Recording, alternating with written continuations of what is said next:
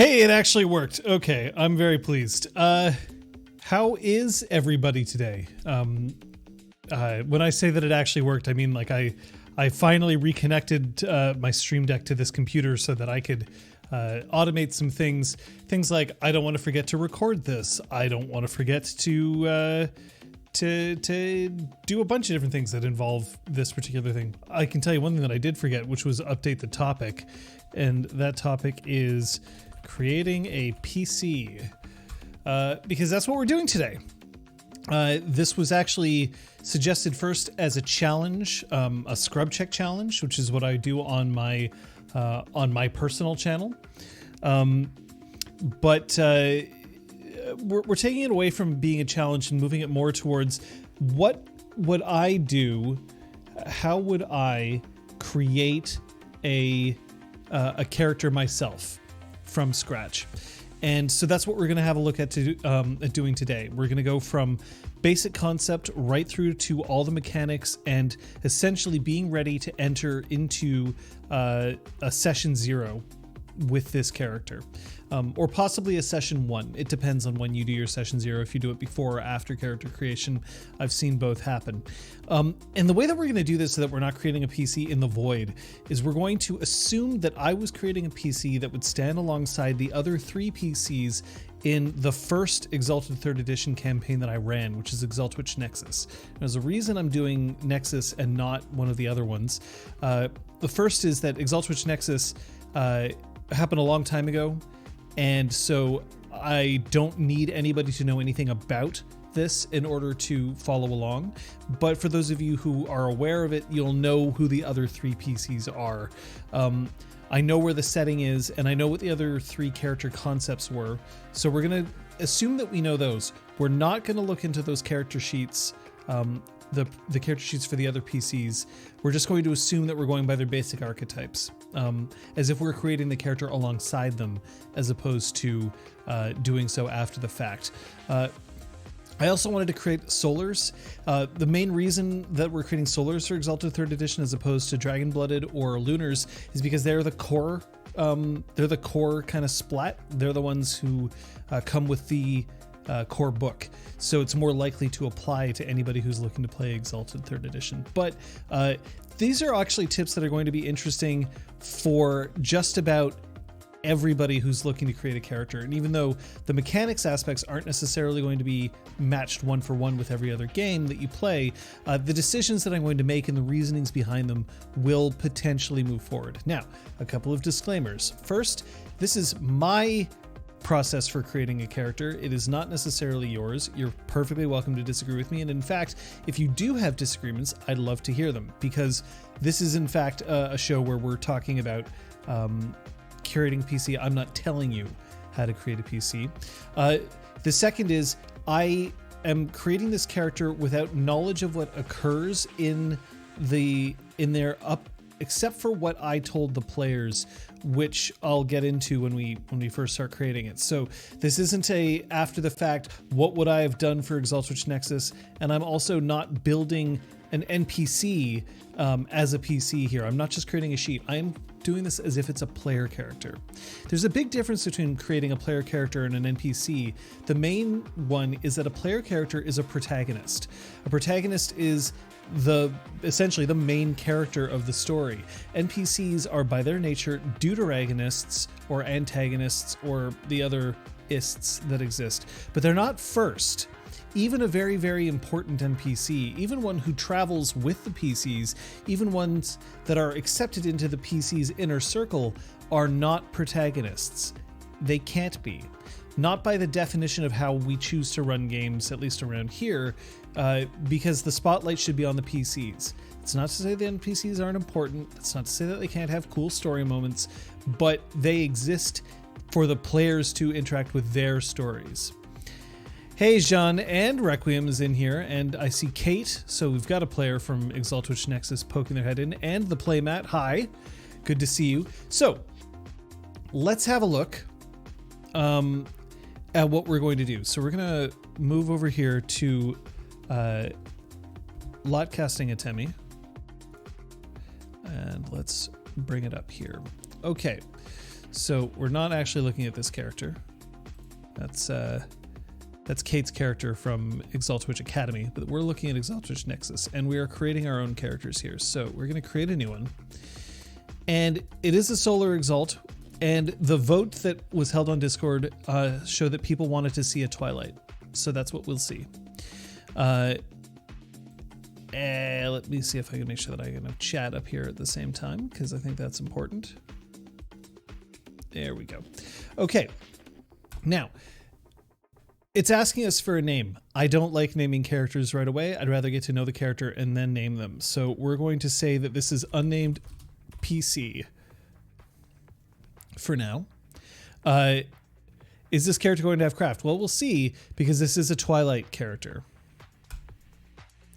So what did our players know when they were starting this campaign? They were new to Exalted Third Edition. It hadn't even really been released yet. We had access to a pre one. Hey, thanks, Kate. UPC go. Thanks so much, Kate, for that. So we knew that the setting was going to be in and around the city of Nexus, that the characters by and large were going to have to be either from there or have a reason to be there. We also knew that the other three PCs in the game were going to be a Dawn, a Zenith, and an Eclipse cast. So it makes sense that we would potentially pick a Twilight, because the way that I like playing characters, the way that I like choosing characters, and this is admittedly a bit of a holdover from my being a storyteller, I like playing characters that complement the rest of the group. I don't want to necessarily come in and say, well, I think I'm going to be playing a Brawling Dawn cast. We already have a Brawling Dawn cast, and while games can absolutely exist where you have two of that kind of archetype, in general, people like to have their spotlights, and I like to have that before. Kate, you've SM'd for me before. Oh my. Who are you, the playmat? Do I know you?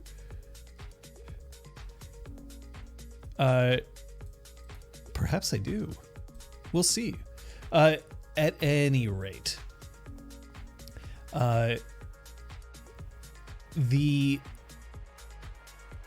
it's possible. Friends with JT Silver. Okay, cool.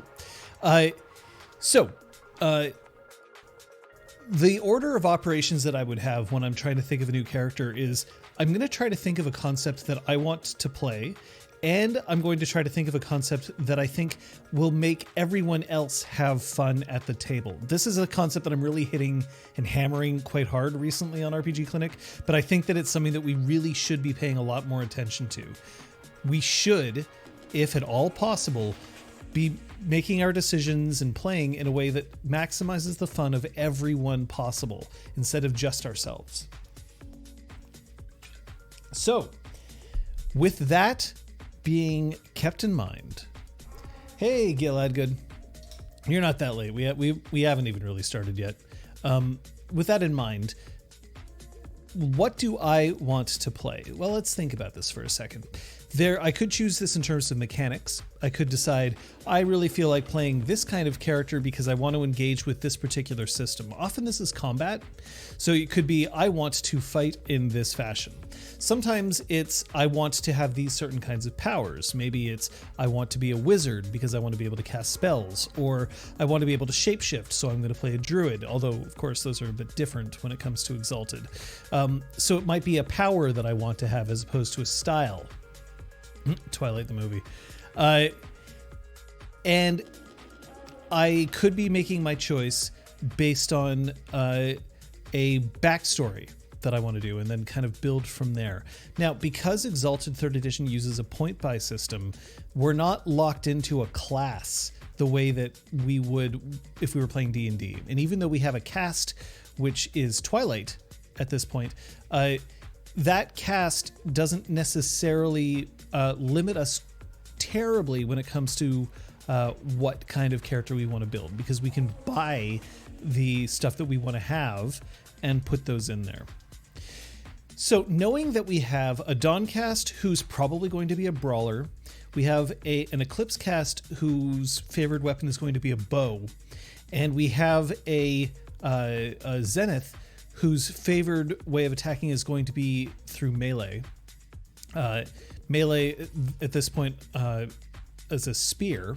Yeah, classless and levelless systems. I vastly prefer them myself. I don't necessarily think that levels are a bad thing for a lot of groups. I think that for some people, they don't want to put in as much kind of granular control into their characters, but I do. I do find that it's more interesting for me to be able to say, I'm going to update this part of my character now because that's what I want to do, instead of I've leveled up, so what happens to my character? Only determines about half my skills. So what it does is it determines certain skills that I'm good at buying up, but it doesn't determine all of them, so it helps. So, knowing that we have an archer, a brawler, and a melee, it kind of means that we're pretty covered. I could go for a thrown character. A thrown character would make a certain amount of sense, except I can also choose... First of all, I can back up, right? I know that our melee character is playing with a spear, so I don't think I'm necessarily away from melee because maybe I can fight with a sword instead. Or I could potentially go for a martial art. And I think that a martial art will be different enough than the Dawn Brawler that's in this group, because Brawl and martial arts are quite different in this respect, so that's something for me to consider. So I think I'd probably go with one of those because Throne doesn't really appeal to me. Now, obviously, I'm making some decisions arbitrarily here for the purpose of demonstration, but what I'm trying to indicate is that I don't have to necessarily be like, well, there's 4 major combat abilities, and so I guess I'm gonna have to pick the one that hasn't been picked. Not the case. There's a lot of ways that you can achieve difference in characters based on the weapons that people are choosing, and you will have overlap. You can't avoid overlap entirely. That's just unrealistic. So let's assume that maybe I want to play a martial artist. Now, martial artists might be an interesting way to go because some martial arts also tie into other abilities, so we'll have a look at that as well. I should also say I didn't pre-plan any of this character other than the fact that it would be a Twilight Solar character in Exalted 3rd Edition. I haven't planned anything else. Twilight could also just do sorcery at people, so Cassie, you make a very good point. I could just heavily invest in sorcery charms and then be a sorcerer. There's a reason I'm choosing not to do that in this particular case. If I look at the characters that are existing, and I know that our characters will have not necessarily met for a long time beforehand, there's that. The other thing is I like the idea of playing a character that maybe hasn't been exalted for too long. And if I haven't been exalted for too long, it would be unreasonable for me to have access to a lot of sorcery right at the start, but I do want to feel effective at the beginning of game. So while I'm not taking sorcery off the table, I don't think I want it to be my main focus. I also could consider crafts. Now, crafting in Exalted is hey, Walter, good to see you. Thanks for the sub. I could consider crafts as a focus for this character because Twilight characters are specifically good at crafts. And I'm a little bit wary of this. My storyteller has kind of made it clear that the crafting system in this game is difficult to interact with. And clearly, if my storyteller is uncomfortable with that aspect of the game, then I have to think long and hard about whether it's something that I'm really attached to before I push for it. Crafting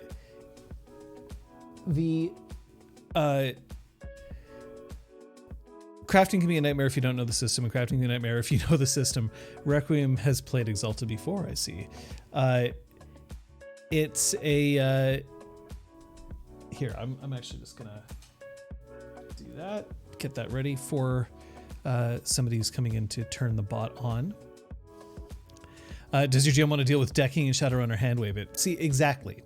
And in this particular case, I have to decide whether it's something that I really want to, put forward. Is this something that I'm really attached to? Kind of like how I could be playing in D&D, my DM might say, we're playing in a world where magic is frowned upon. And I could say, okay, well, I was really interested in playing a wizard. Can I play a wizard? And push back, to kind of push back and say, this, I know that you said this, but I would really prefer if I could do this instead. But maybe I'm not that attached to it. Maybe I'm like, I didn't really need to play a magic user anyway, it's fine. So in this particular case, my GM is already, my storyteller is a little bit nervous about crafting, so I'm not going to heavily invest in crafting charms. That's not to say that I won't necessarily take some, but I'm not going to play a crafter. Not this time around, because when I'm creating a character, I do also want to know things, because I'm flexible in some ways and I'm inflexible in others. There are things that I definitely want to do with my character where I would push back, and there's some things that I'm not as attached to. So let's have a look then at what kind of concept I can come up for this character. We're in Nexus. Nexus is a huge city that's involves trade, that is run by a mysterious guild that kind of regulates things. In Nexus, there are no laws other than, money essentially can get you anything. I'm oversimplifying here, but bear with me on this one. So I was thinking that I might want to play perhaps somebody who's a huge old deep. Yeah. I will say that just because here, actually, I've got featured chat open. I can toss that in there. We can have a look at it. I will say that just because the ST is wary about crafting doesn't mean you can't have craft, assuming you only intend to do mundane things with it for flavor. Like, I'm a carpenter. So exactly, but I can talk to my storyteller about what level of comfort my storyteller is feeling about that sort of scenario here. So I was thinking that how do I start coming up with a backstory? Well, if I had one right off the bat, I could just say, this is my concept, and start building my character based on that concept. If I didn't have a concept, I might look at what systems I want to engage in and then retroactively pull it back to the concept. I already know that I'm playing a Twilight. And if we look at the description for Twilights, they tend to be quite good at bureaucracy, craft, integrity, investigation, linguistics, lore, medicine, and occult. They also concepts: radical scholar, destitute student, master geomancer, child prodigy, architect, cunning tailor, blacksmith, demonologist, relentless detective, court astrologer, young scavenger lord, master chef, or village wise woman are kind of examples of concepts that we're seeing in here. Now, integrity was something that leapt out at me, but I also know that one of my fellow players has chosen integrity to be one of the things that they're really going to focus on this game. And I don't necessarily want to pull that away from them, because integrity isn't, something that I'm super hyped up about right now. So I'm going to leave it for now. But I also look at investigation. But then I have another character who may or may not also be looking heavily into investigation. But having a relentless detective could complement the group well. So I think, in fact, what I might want to do is actually look at occult. Occult is something that I know that none of the players have done any heavy investing in. But how can I bring that around? I don't want to hurt Detective Jorik. Yes, exactly. But I also know that occult is diving deep into areas of the game that can be pretty complicated, right? Sorcery is based on occult, and sorcery is an expansive part of the game that might really make me interested in what's going on. I also kind of like the idea of going for bureaucracy. Bureaucracy is a charm tree in Exalted, which I think is undervalued in a lot of ways. It's a lot of making things happen, making things work properly. And it's a little bit kind of off the beaten track, which sort of appeals to me in a certain extent. So these are also things that I'm thinking of while I'm trying to build the character. You'll notice that I'm not putting any dots down. I haven't made any major decisions yet, and that's because I don't want to start locking myself in anything. And of course, while I'm creating a character, nothing's truly locked. I can always go back. So I can also start looking at martial arts, because I mentioned that martial arts was something that I was kind of interested in looking at one point. And if I'm looking at martial arts, is there one that I feel is particularly interesting to me while looking through? So there's things like snake style. Snake style is a swift and agile martial art. There's tiger style. Tiger style is a ferocious one. I'm not really feeling ferocious. White Reaper. White Reaper style uses the long reach of a spear or a scythe to take on great numbers of enemies at once. Okay, that's kind of neat, but it relies on spears, and I know that somebody is already into spears. Now, a scythe sounds super cool to me, but I'm starting to think that maybe I should steer clear of this because of scythes, so we'll not necessarily go for that one. There's Ebon Shadow style, which is the art of fighting from stealth, vanishing into shadows or dashing behind cover before moving out to deliver a deadly, unexpected strike. I don't know if I want to play a stealthy character, so not necessarily feeling that one. So where else can I go here, if not that?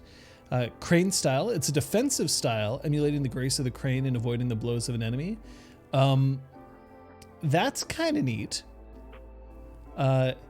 Crane style sounds like it could be interesting, playing a defensive type character, because I don't know if we have a defensive type character right now, and that might be an interesting way to play. There's Silver Voice Nightingale style, which is focused on the use of your voice in both song and warfare. Interesting, right? The idea of using voice breath control, making me want to play Exalted again. Absolutely. So Nightingale style sounds kind of neat, but we do have a Zenith, and the Zenith might be the sort of person who wants to talk loudly. So I have to decide if that's where I want to go with that. We'll see, because maybe it is, and maybe it isn't. There's Black Claw. This is using misdirection, misperception, and love as its primary weapons. That sounds kind of cool, but that sounds like something that more a face of the party would do. I'm planning on playing somebody who's perhaps a little less kind of socially adept, so Black Claw doesn't really do it for me. There's Dreaming Pearl Courtesan style. Ooh, okay, interesting, but again, I'm not necessarily looking to be playing like a courtesan type or a social type. Steel Devil, so these are twin blades. I think after looking at all of these, I'm liking the idea of playing Crane style, something that's defensive. So its student learns not just fight with physical blows, but to empathize with their enemy, speaking or debating with them in an attempt to bring the fight to an end without violence. Now, this is an interesting thing for me to point out, because I know that one of the players that's with me is looking to play a brawler, somebody who likes violence. So is this the sort of thing that I kind of want to do? But I might want to play somebody who's like, hey, maybe you shouldn't fight. If they fight, I let another player deal with it, and then if they come to me, I can counterattack. So I think that I'm looking at, all of these are interesting styles, but I think I'm looking at Crane style right now.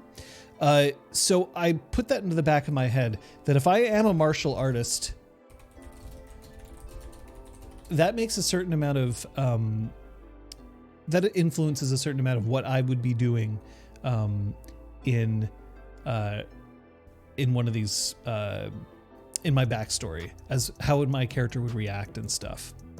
So, as Plague Lord has said, which I think is it's important to note, Crane style implies empathy, grace, and the ability to flip through problems in your way. You're the good cop to the brawler's bad cop potentially too. So we have a brawl supernal. Like, this is an interesting thing back and forth. So I'm starting to think automatically of like, what can I do with this? Somebody with empathy and grace. Maybe I'm a merchant who used to ride the caravan routes quite a bit, somebody who used to spend an awful lot of time out on the road. And so I had to learn to try to defend myself when possible. And I developed because I'm a merchant, I'm rich enough that I could afford teachers. I started learning things like crane style in an attempt to know that I don't want to fight, but if a fight will happen, then I will look to end it as quickly as I can. So this seems like an idea that I could potentially go with. Somebody who's seen a lot of people and had to know how to make sure the various cultures you encounter didn't get offended by your ways or deeds. So this is kind of interesting because I'm not looking to be a leader. I'm looking to be somebody who's more of a somebody who's arrived and somebody who can kind of barter or deal. We have an Eclipse cast, so we have like a diplomat type, but I don't know if I'm looking to play a diplomat. Maybe I'm looking more for somebody who originally was somebody who decided that they didn't want to brave the kind of lifestyle that traveling with caravans would do. Perhaps my parents were wealthy merchants who would travel with caravans, and then they made me do it to go along with it. I don't want to get hurt, so I'll max out my defense. That's another idea. The Scavenger Lands has a lot of disparate cultures in it. Not all of them are happy with strangers, but if a stranger brings forward goods at decent prices, who are they to argue? True. So I do have to think like, okay, if I am playing kind of like a merchant type, is this going to interfere with the Eclipse? And I think I'm going to be okay. Jorix was socialize, if I remember correctly. But I think that I'm going to be more about trying to get things done on a grander scale. I think bureaucracy is where I want to go with my character. And crane style seems like that might fit in with it. So I'm actually going to throw that in there as my supernal right now, and make bureaucracy my supernal ability. So this is an idea, counting dinars for the sun. So this is something that you see that my thought process of like, what are other people playing? What might I be interested in playing? I decided that I want to try to find out a martial art that I was interested in. I found one. I brought it back to my character concept. Now I'm thinking, okay, a patrician, a merchant, maybe somebody who had to learn how to defend themselves by doing some more rough and tumble work, has the money, now lives in Nexus and is trying to kind of climb the ladder, as it were. So that is something that we're already sort of thinking about. So we can take that out of the description. We're going to say a patrician merchant looking to advance himself in Nexus. Now, Jorik, the Eclipse cast in this game, has ties to the guild. So I'm thinking that I actually don't want to have ties to the guild. I think that I've only recently arrived in Nexus. So this is something that I might be able to play with as well. So now that we kind of have an idea of what sort of character we may want to play, let's go back and we're going to start like a realm patrician, possibly.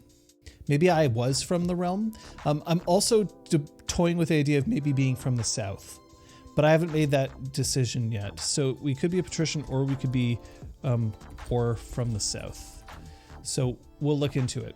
But let's have a look at the character creation summary, and let's start filling out the mechanics. And as we're filling out the mechanics, it might lead us more into what we're going to do as a player character. So according to the character creation summary, step 1 is to consult with other players and come up with an appealing heroic concept. So I do have to come up with the idea of a heroic concept, because this is true. I wouldn't exalt if I wasn't destined to be some kind of heroic type character.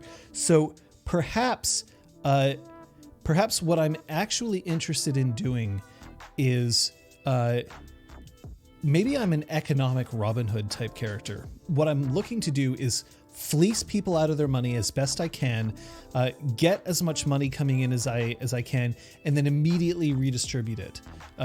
to try to elevate the poor.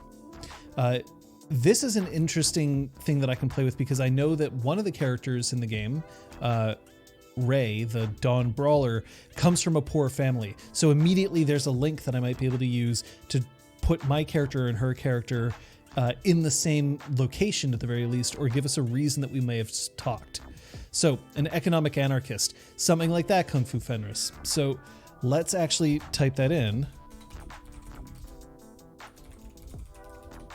It's like reverse capitalism. But the thing is, as an Exalted, I can afford to do that. I believe as an Exalted, I can always make money if I need to. I'm never going to be hurting for cash.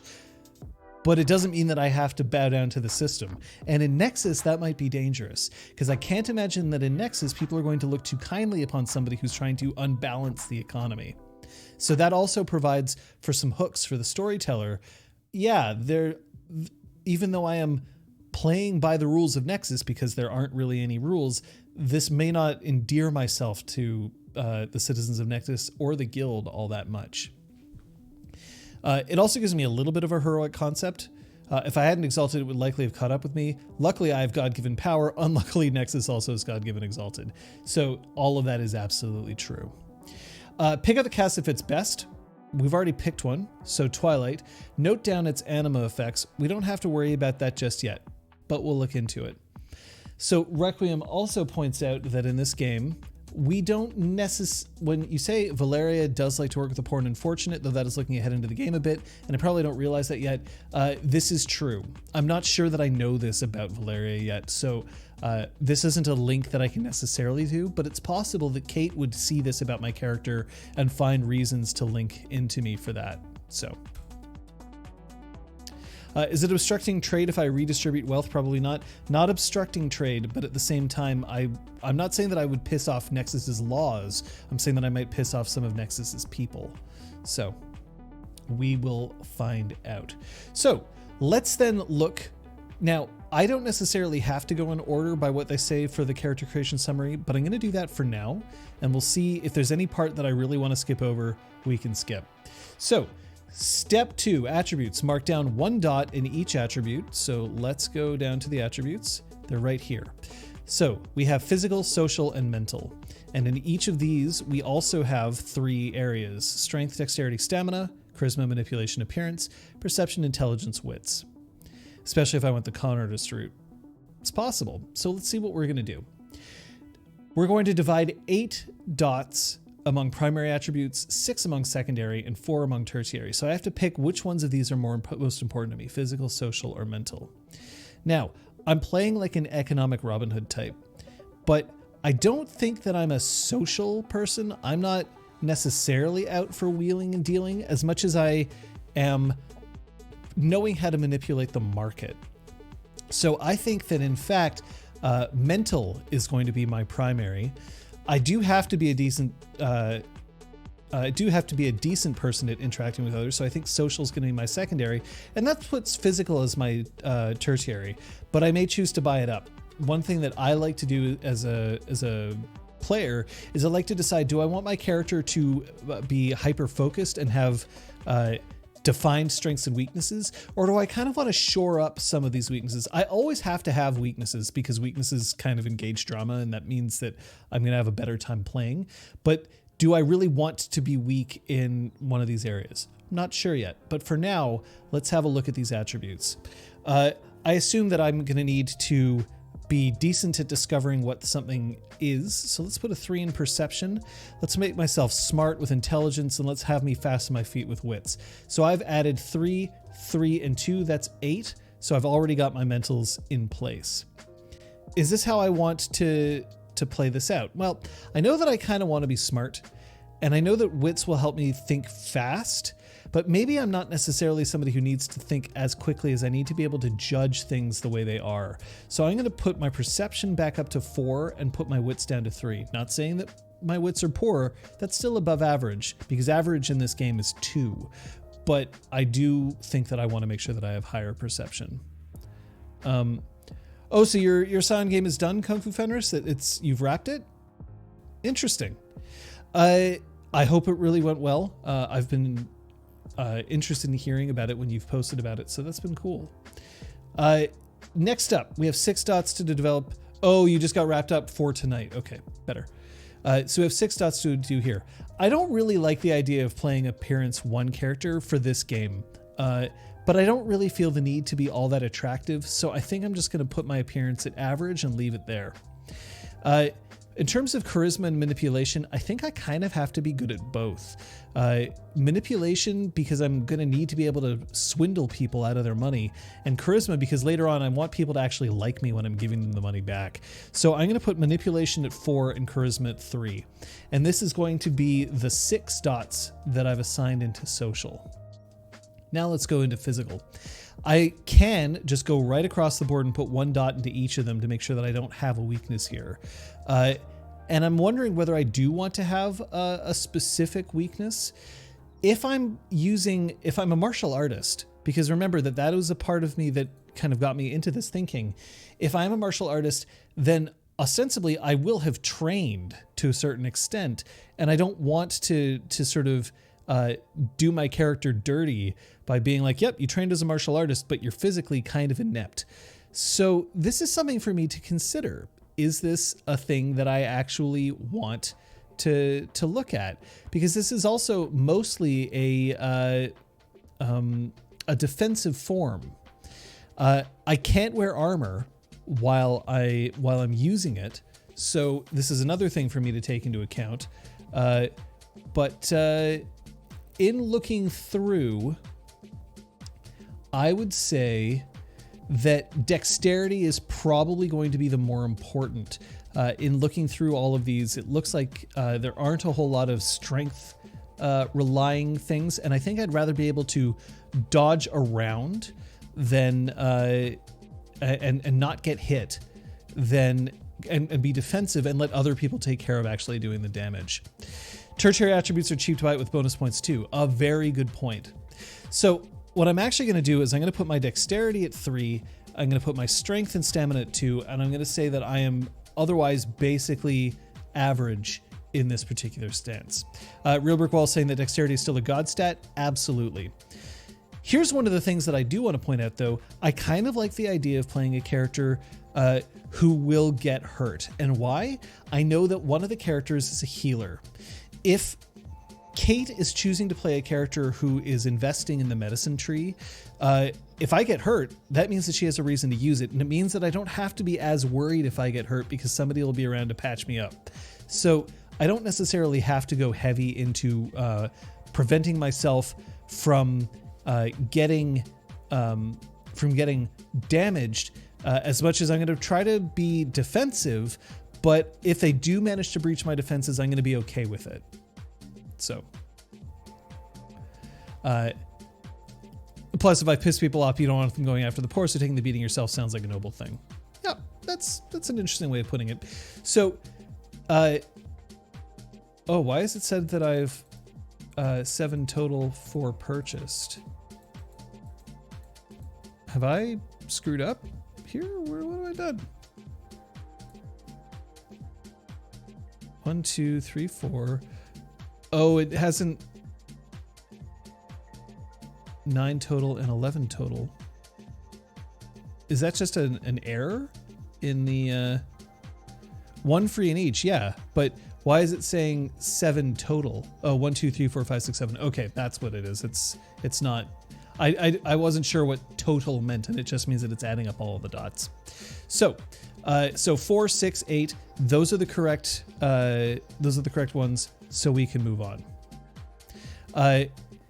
Next, we have to select 5 cast abilities from the relevant list. See page 121. So let's have a look at the relevant list. So if we go to page 121 in the book, we can find out what our cast abilities are. For Twilight, that is bureaucracy, craft, integrity, investigation, linguistics, lore, medicine, and occult. Well, I definitely don't think I want to get into medicine that much. Somebody else is getting heavily into medicine, and the same thing with integrity. So I think investigation would be decent to have. Occult might be interesting. Maybe I've picked that up along the way. Lore would be interesting to pick. Linguistics probably would be useful if I'm a merchant. So of these, is this where I want to go? Because I have to pick 5. Bureaucracy I've got to pick because it's my supernal. Investigation, linguistics, lore, and occult. At least I think that's how that works. Nexus is an old and somewhat mystical city. Yep, you're right. And it might mean that I'm more likely to be able to identify things or artifacts of older quality. So I think this is how I kind of want to go. I'm not saying that I'm not going to pick up anything in craft or integrity or medicine, but I do think that these are the ones that I'm going to have a look at. So bang, there we go. Those are my cast abilities. Then we have to select 5 favorite abilities, which may not be the same as cast abilities. Now, one thing that I can say about abilities, though, is that if we are a martial artist, that means that we need the martial arts ability here, but it's a special ability. I must possess the martial arts merit. It cannot be taken as a cast or favorite ability by itself, but instead of Brawl as a cast or favorite ability, then so is martial arts. So what we're going to do is we're going to immediately put Brawl in there. Now, am I stepping on the Brawl supernal? No, because I'm intending for this to move right into martial arts. I'm not going to take any Brawl charms, so we're not going to worry about that right now. We have to pick 4 more things that might be useful for us as we move through the world itself. Well, one of the things that I will say is that we probably want to take dodge. If we're looking to not get hit, dodge is the right way to do it. That's a way for us to kind of avoid it. But we're not playing super athletic characters, so I don't think we need athletics here, but dodge would probably be something useful for us. Larceny seems like it would be an interesting choice. What's the difference between Brawl and Melee? So Brawl is unarmed attacks and Melee is with a weapon. Crane Style is very parry heavy. Okay, so if Crane Style is parry heavy, then maybe dodge isn't what I want, right? I could say dodge and then I'd be doubling up, but in Exalted, I kind of like to have one focus. This is just me. When I'm in combat, I like to be able to say I'm really good at some things and I'm poor at others. And if for some reason I can't use my martial art, I kind of want to be in a disadvantage. So Larceny would be great for Robin Hood type. Boom, Larceny goes in. Brawl goes in. Now, what else do we need to do? I think that maybe I will put Ride in here. If I traveled with caravans, maybe I'm quite good at Ride and I'm good at kind of moving around here. If I'm dealing with people a lot, Socialize might be a good thing for me to have. And I think if we want sort of a last one for me to worry about to put in here, then let's say it's gonna be awareness, because let's say that I'm good at kind of knowing what's around me and seeing what's in front of me. So those are gonna be my 5: awareness, Brawl, Larceny, Ride, and Socialize. Going with caravans might mean I'm also good at survival, but there's a reason I'm not with caravans anymore. So maybe I do want survival in there. And if I do, what would I take away? I could take away Socialize and therefore kind of reinforce the idea that my character isn't necessarily about fleecing other people by swindling them that way. So we might go that instead. And then give ourselves kind of like, yep, we're good at manipulating the market. We're good at buying and selling, but we're not necessarily the person who you want to have talking. So, granted, you can be good at something and not be favored. Absolutely. But maybe we'll put it that way for now. We can always change it if we decide that we want to go another route. Now that we've got those down, what's next? Select one supernal ability from among the chosen cast abilities. Well, we've already done that. It's bureaucracy. So it's right up in there. Divide 28 dots among all abilities. None may be raised higher than 3 without spending bonus points, and each favorite ability must have at least 1 dot. So let's put those: awareness, Brawl, Larceny, Ride, and Survival.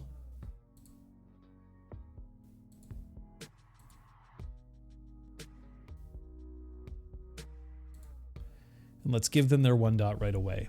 Now we have to put in the rest.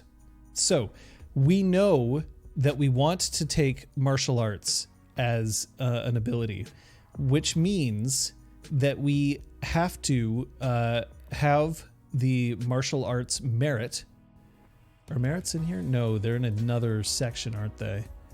Yeah, they're in another section.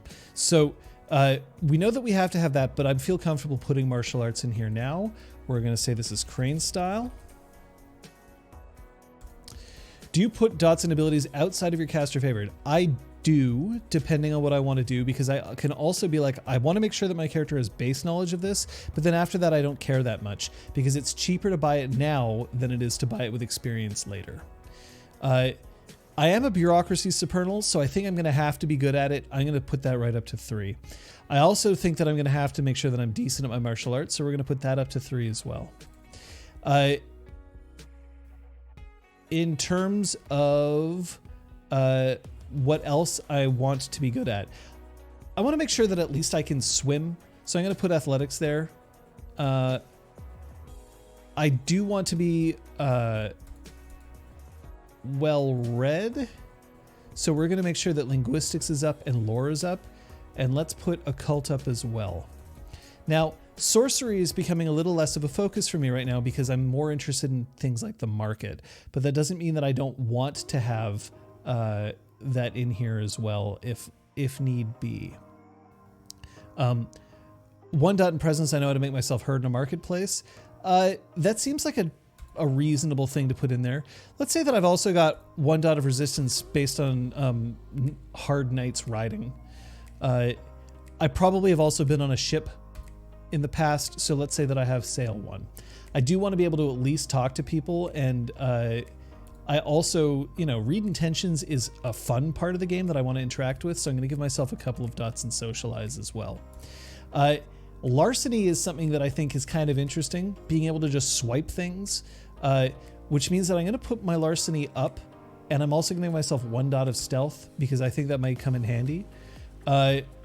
I don't have any need to have medicine, melee, or performance. I'm not interested in those as well. Sail! Yep, absolutely. I don't have the sail thing on this particular computer, so I can't play that right. Oh, yeah, actually, wait. Yes, I can. I totally can. And I will, because I love it so much. There it is. Now I'm at 26. I have 2 more that I can add. So what do I have here that I feel like I may want to have a bit more focus on? Larceny is good. Crane style is good. It's a very quiet sail, but that's what we get right now. Awareness is probably something that I want to have at least a little bit more of, because that perception awareness roll will come in handy. This is something that comes up an awful lot in games, and I kind of like to be effective at that. And that's a player preference thing.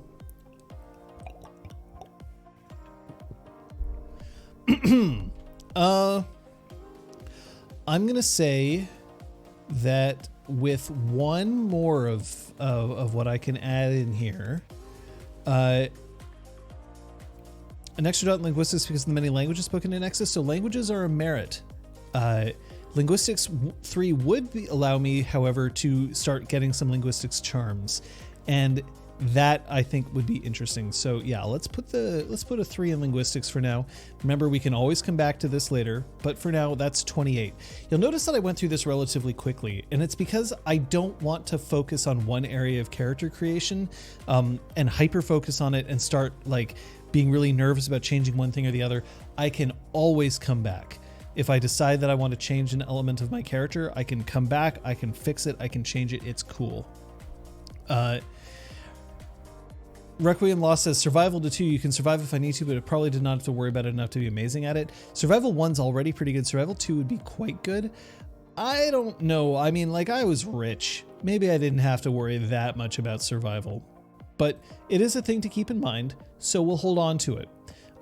But if we make too many decisions, if I commit to this and I'm like, oh, but I really wanted to have then that's something that I can look at later on.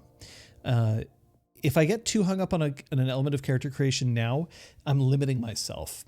If I limit myself, then other decisions that I might have found really interesting, I'll be like, no, I can't do that because it doesn't fit with this particular part of my character. And that's okay to a certain extent, but if I do that too early on, then instead of saying, well, these 10 things that I would have liked to do, I discarded because of this one part of my character that I liked, that's just because I made that decision first, not because it was the decision that I cared about the most. So we'll see. Just reminded of Robin Hood Men in Tights. Very true. So we have to assign 4 specialties. Now, so for bureaucracy, because it is our supernal, I would like to make sure that we're investing enough into it. If I look at bureaucracy as an ability, it has, as a definition, bureaucracy represents a character's acumen in organizational, mercantile, and legal endeavors. Bureaucracy is used to assess and evaluate the resources, both wealth and manpower, available to oneself or one's rivals, as well as to understand the legal codes of a society or the bureaucratic structure of an organization. So I think I'm going to go for a bureaucracy specialty in market forces.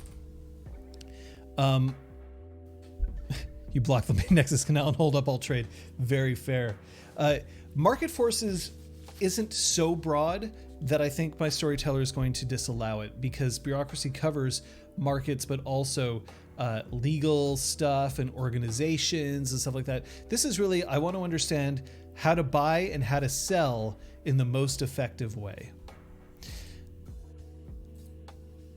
I also want to take a martial arts specialty, and I think that for Crane Stance, what I want to do as part of my specialty here is going to be when I am, let's see.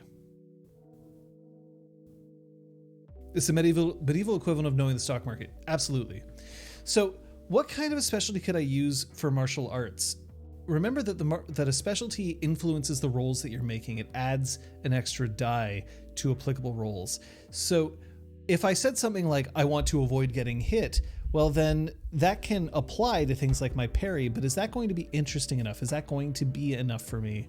So I think that what I actually want to do for my martial arts ability, so Requiem says versus multiple opponents, perhaps. Gilad Good says medieval martial arts parry for that extra defense.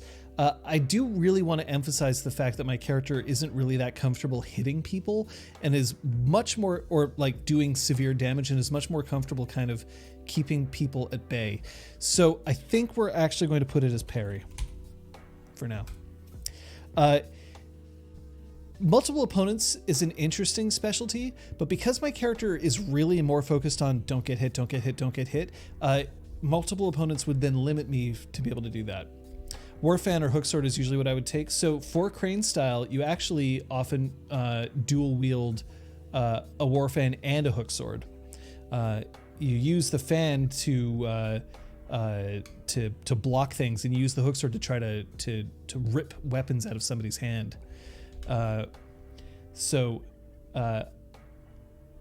that's kind of what I'm looking at here. What else? So I think that for larceny, I like the idea of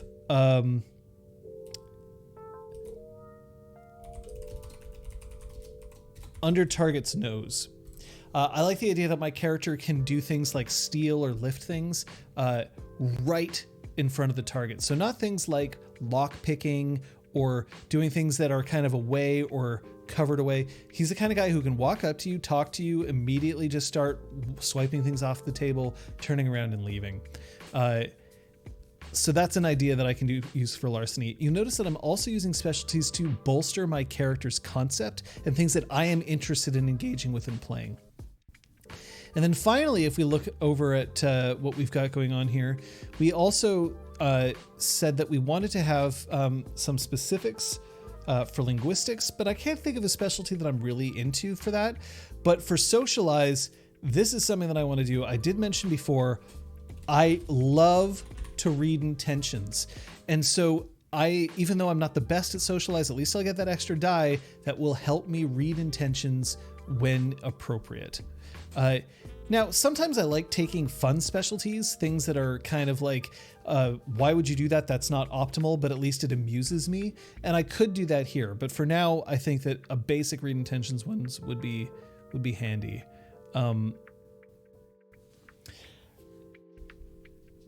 But we'll see how that goes. So Requiem says, would be interesting if you could have weaknesses as an option. For example, martial arts attack, you lose a die instead of gain a die. Granted, you could house rule it. I don't like flaws like this that much. And the main reason why is because people tend to take flaws and then it gives people ammunition for their min-maxing, which I don't necessarily think people need. It's a tough sort of situation because I like having defined weaknesses, but mechanically being able to do that encourages people to take weaknesses for the wrong reasons. Encourages people to take weaknesses that won't come up that often, in an effort to just bolster the rest of their sheet. It's something that I encountered a lot while I was running World of Darkness LARPs. People would come in with the maximum amount of flaws, hoping that I could look at it and be like, I guess you'll take 7 extra bonus points, and that the flaws wouldn't come up. Not really a fan. So I tend to hesitate to introduce flaws too much. There's a reason why min-max is a long list of things you cannot do. Completely true. Addiction, cigarettes. Yeah, I can't count how many. I can. It was 6. Number of times that somebody came up to me and said, "Could I take addiction 1 caffeine?" And I was like, "No, because what you want is an excuse to drink coffee at game. And I don't mind if you drink coffee at game, but that's not an addiction." And they're like, "Well, yeah, it is, because then if I don't have coffee, then I take penalties." And I'm like, but you won't be without coffee. You're never without coffee. You drink coffee all the time. And that's just also mental math for me to continually remind myself that I have to check to see whether you've had a drink of coffee in the past 24 hours. So no, flaws are dangerous. I'm not saying that look, when Scott took flaws in Changeling, I punished the fuck out of him for it, but that's what he wanted. He wanted things like enemies and amnesia, and I'm like, if you take amnesia, it's like, I am not going to make it easy on you, and I didn't. But it ended up being one of the defining aspects of his character. That's because I have trust with my players, and I don't mind them taking flaws. But if I'm designing a system, I would de-emphasize them myself, personally. So those are my specialties. Let's move on. What is next in terms of character creation? Now I have to spend dots on merits. So let's go right into the merits. So we're actually going to click done here because we want to save. And let's go into merits. So the first thing that we have to add right away, martial artist. It has a rating of 4. Because we want to be a martial artist, we have to take this merit. And the prerequisite is we have to have Brawl 1, which we have. And a lot of people that went with Changeling Eyes. Yeah, Changeling Eyes is another common one that you'll see, especially in LARPs, because often in LARPs you aren't reacting with mortals, so it ends up not being a problem at all. Well, the new Mind's Eye Theater system is interesting. I haven't had a chance to play a lot of it yet, but I like the new Mind's Eye Theater systems. And they recently released their Changeling book too, but at any rate.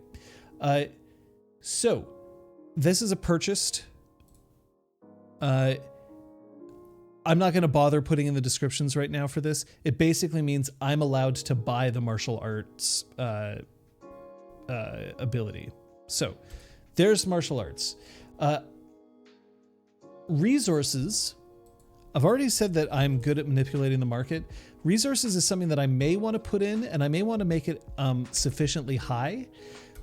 But remember, I'm somebody who likes to distribute the money that I make. So maybe resources is something that I deliberately don't want to take too much of, because why would I still have it? Wouldn't I give it away? Or am I the kind of person who's like, well, I'm allowed to be rich, but other people's money gets to go to other people? That might be an interesting thing. So we're going to leave resources in here for now. You don't have to save when switching between tabs and log casting. Oh, good. Okay, that's good. So Raccoon says, even though your rough background is only just arriving in Nexus, I can see this character quickly gaining contacts. Very true. But I don't know if I have those contacts yet. Let's see if there's any of the merits. Let's see if there's any that I have to purchase the innate merits, because if there's something that I need to take now, I should look at it right away. So there's hideous. Don't think I want that. Giant. No, I'm good. Eidetic memory? No. Plus, eidetic memory is a nightmare for storytellers unless you have an active chat who remembers everything for you. Let's see. Ambidextrous? Don't think I care too much about ambidexterity. My character isn't really physically focused, so it's not something that I really want to look at too much. Languages. Let's remember that, even though that's a purchase merit. Let's put languages in there. And we're gonna add that because we should come back and make sure that we've got some extra languages. Mance, no, and my storyteller also would have denied it. Natural immunity, no, I don't think so. Selective conception, my storyteller gives me the option of only becoming a parent if I choose, so I don't need this merit. And the supernatural merits I don't think really apply to me right now, so I'm not going to bother looking into them.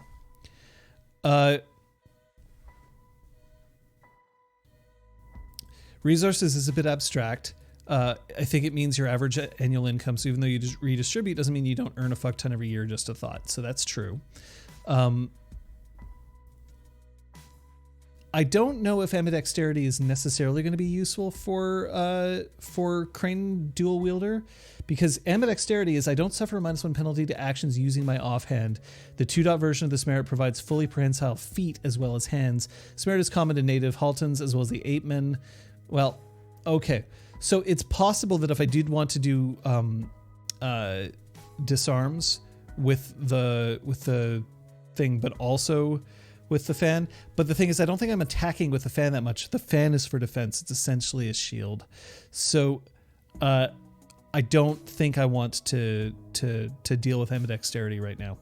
So Cassie has an interesting question to add on there. Do you think your character would have followers or a retainer? Do they have a band of thieves or merchants that they work with?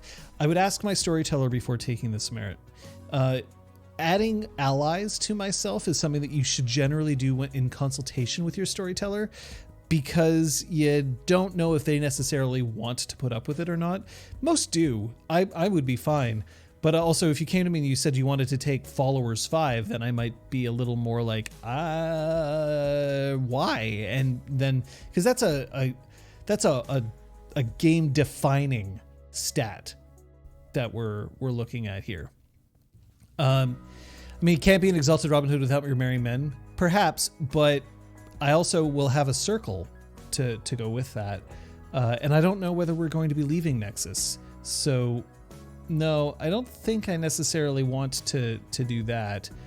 But I feel like I want to have just started out in Nexus.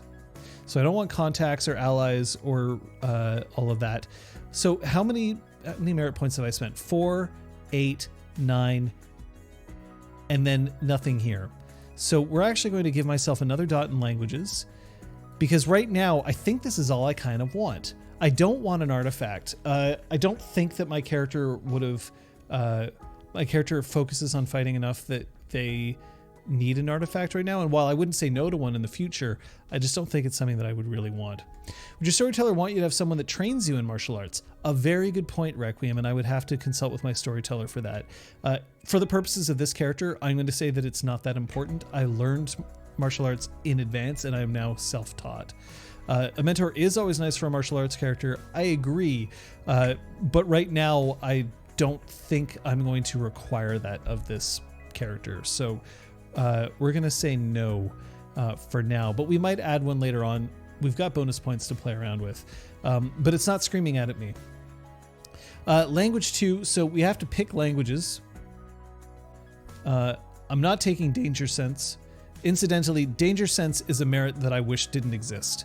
And I say this having players who have taken it. But the thing about Danger Sense is that when they ask, does Danger Sense apply? Means that I lose my ability to surprise players sometimes. Because then I can be like, yes, it applies. And then instantly everybody's like, oh, they're on their guard, even if the roll fails. Whereas if there is no danger and I say, no, don't worry about Danger Sense, then they all visibly relax. So I don't like Danger Sense as a merit. But I've also allowed it.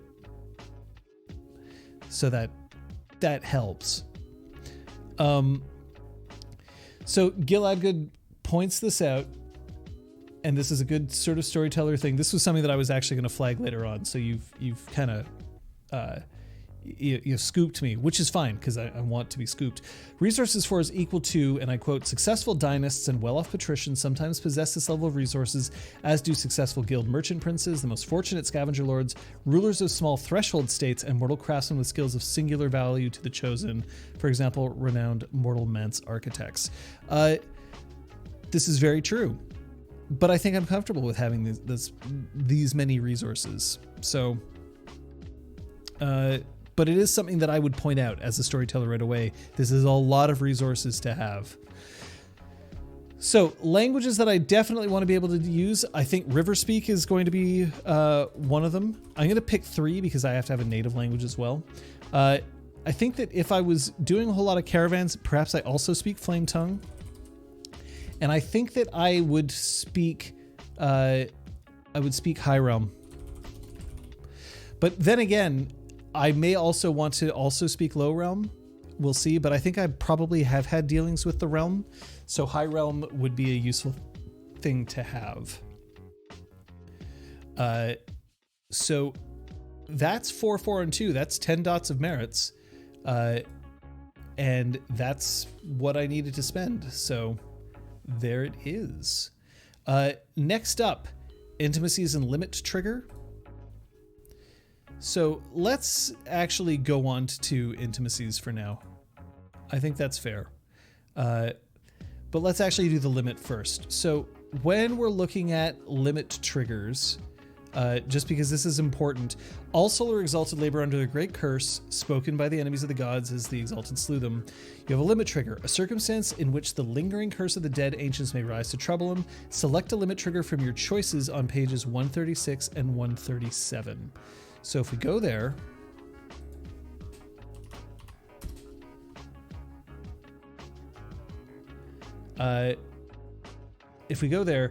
these are things like how I react to having my limit hit the top, and I think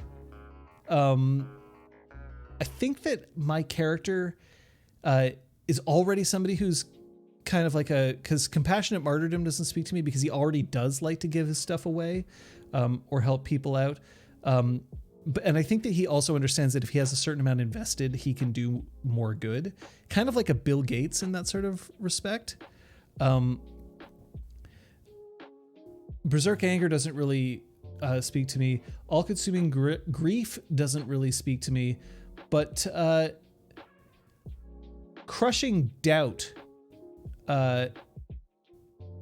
might be interesting. Crippled by self-doubt, will seek the assistance of his allies in every task, no matter how simple, and will pass his duties and responsibilities on to others who he believes are more capable, which I think will be interesting because it means that he might then let others spend his wealth, something that he normally believes he knows best how to do. So we're going to say that his limit trigger is Crushing Doubt. Oh, what am I doing? What am I doing? It's been a while. Yeah, the limit trigger is, yeah, you're absolutely right. What am I saying? I'm thinking like a GM and like, this is what I think the limit should be. So I think that of the examples that I see here, I was on the right path. I think that it's going to be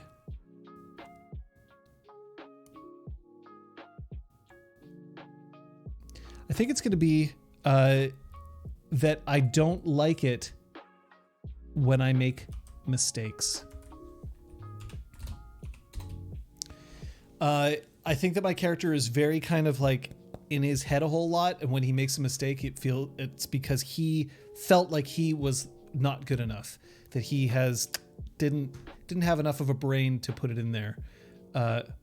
Essence Kickstarter will probably be in a couple of months. It'll be nice to see. Where is that word on the street rulebook wall? Just out of curiosity. So there's limit, but now let's go into some intimacies. So for intimacies, you have to select 4. You have to select... Oh yeah, no, I don't want to renew that domain. Forget it. Adventure launched today. I don't think that Essence is ready to go right after Adventure is finished.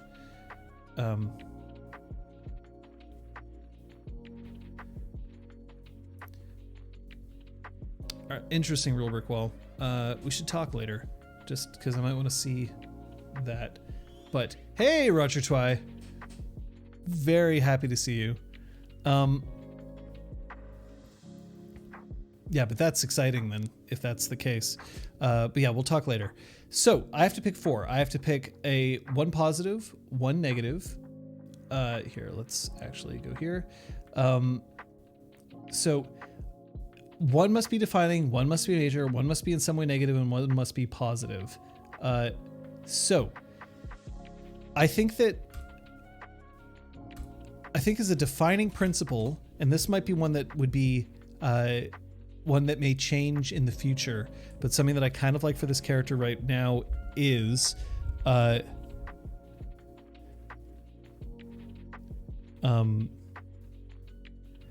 it's going to have to be about the redistribution of wealth. So it's going to be...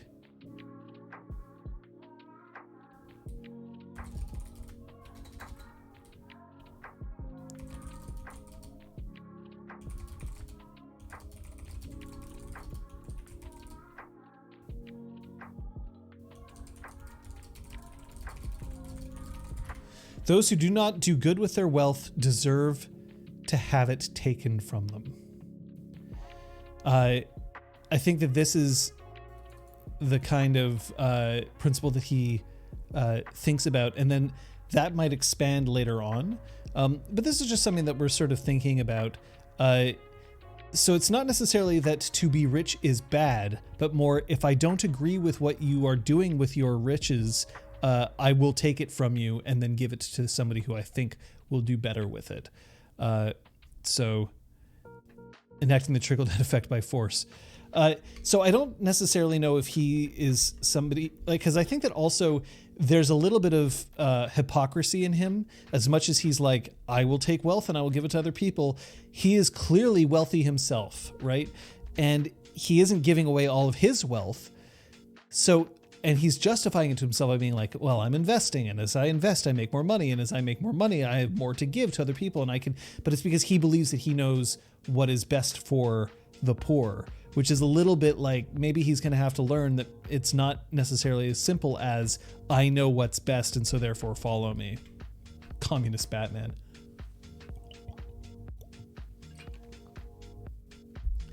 Let's also give him, I like making sure that characters have a principle that is a little bit less kind of like all-encompassing.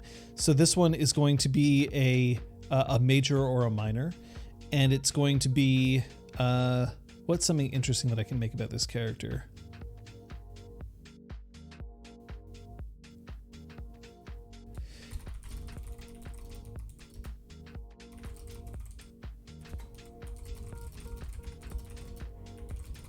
It's important to take the time to relax now and then. This is an interesting one that I think for a solar, because it means that he isn't always like, let's go, let's go, let's go. But I think it might also provide some interesting moments where he will insist that immediate action isn't important because people need to be comforted and pampered. So in fact, let's make it not relax.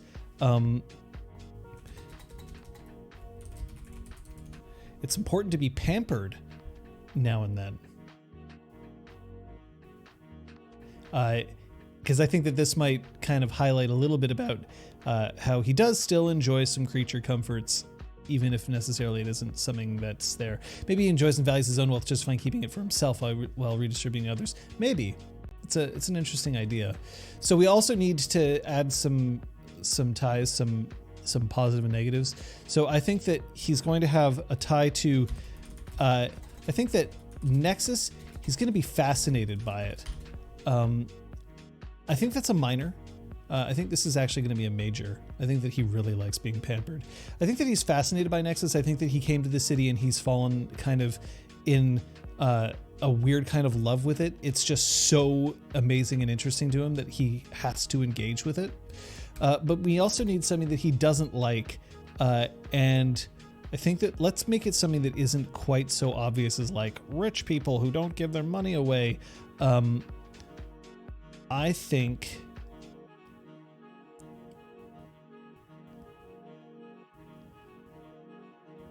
glorious solar sanitation. Nice.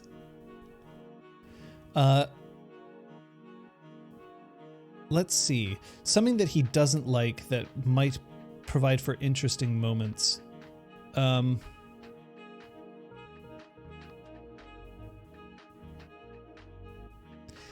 I think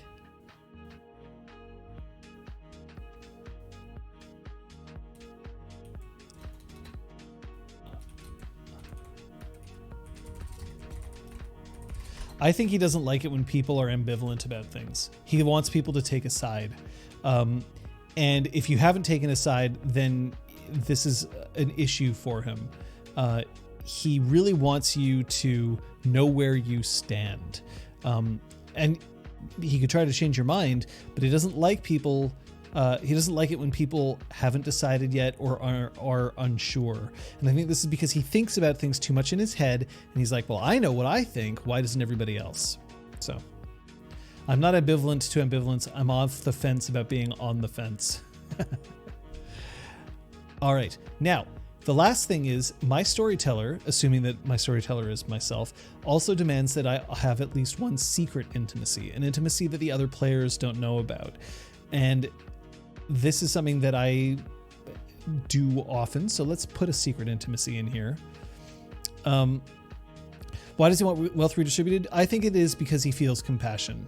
I think that he genuinely, he sees people who are poor and who don't have money, who cannot afford things and believe that they should.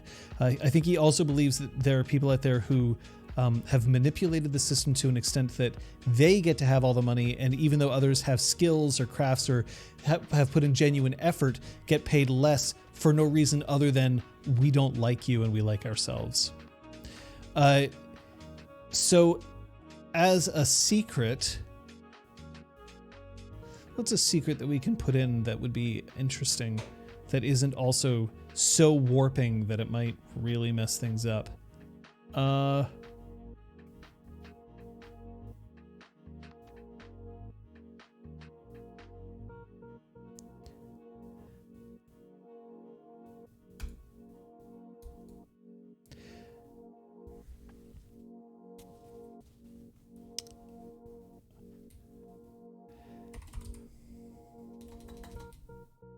So I think I know what I want it to be.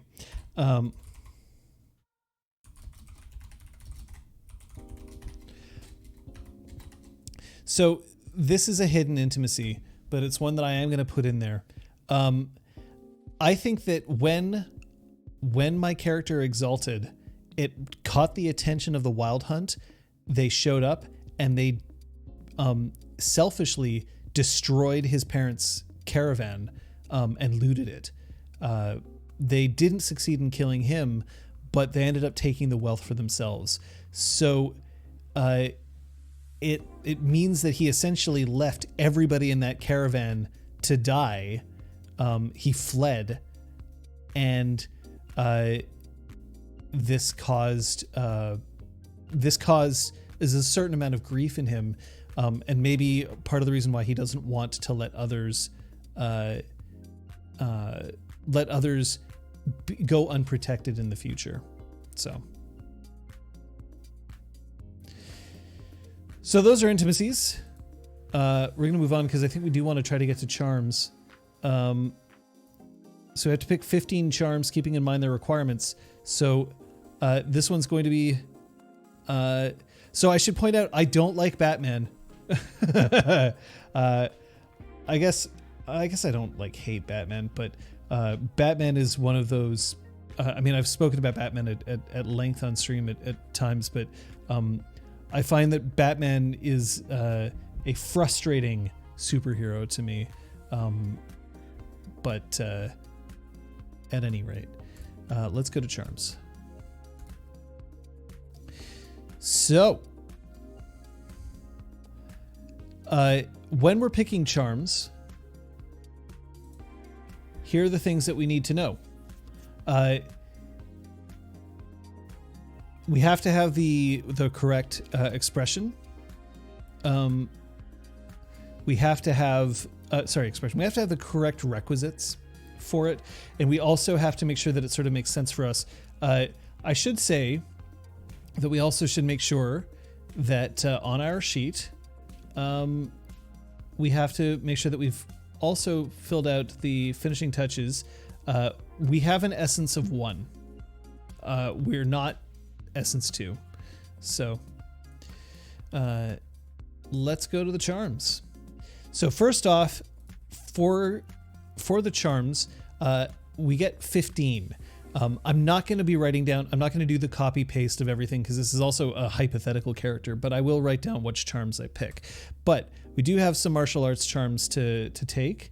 So we're going to, I know that I'm going to want to be able to do some cool things with my martial arts. So we're going to take empowering, justice, redirection, and we're going to get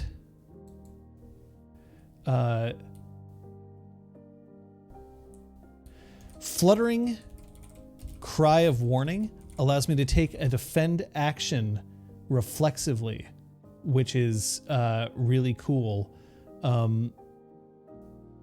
So it adds +2 parry whenever I am parrying an attack directed at an ally protected by one of my defend other actions, which I think is really an interesting thing for this character. So absolutely I want to take fluttering cry of warning. And then I would like to take crane form, but I can't because I'm not essence 2. So this is where I have to stop. These are the 2 that I'm going to take for crane, and that's it. So this is crane style, or I just have to write crane, and this is crane. Now, if I go back to my overview here, you'll notice that I only have a 1 in resistance, so I can only take 1 level of Ox Body. Oh dear. If that's indeed what I'm going to do, and it most likely is. So let's go into charms. I almost always recommend that no matter who you're playing, it is deliberately undercosted. Ox Body technique is definitely something that you need. Because it's so cheap. It's kind of designed for you to make sure that you've taken it. So we have one aspect of Ox Body right away. And that means that it's going to be reflected in our health levels. Now, let's look at bureaucracy, because these are the things that we're kind of interested in dealing with, right? So we want to determine the exact quality of any good offered for sale. Boom. Frugal merchant method.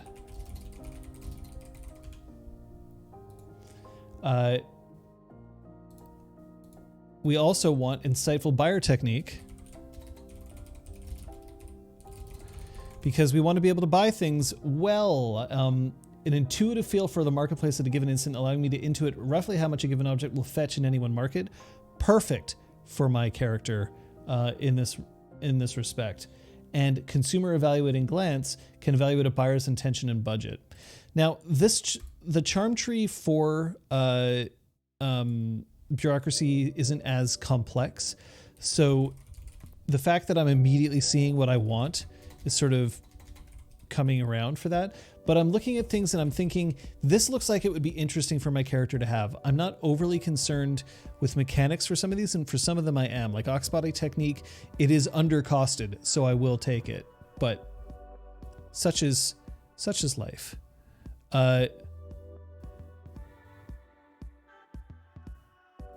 So we could also go for all-seeing master procurer.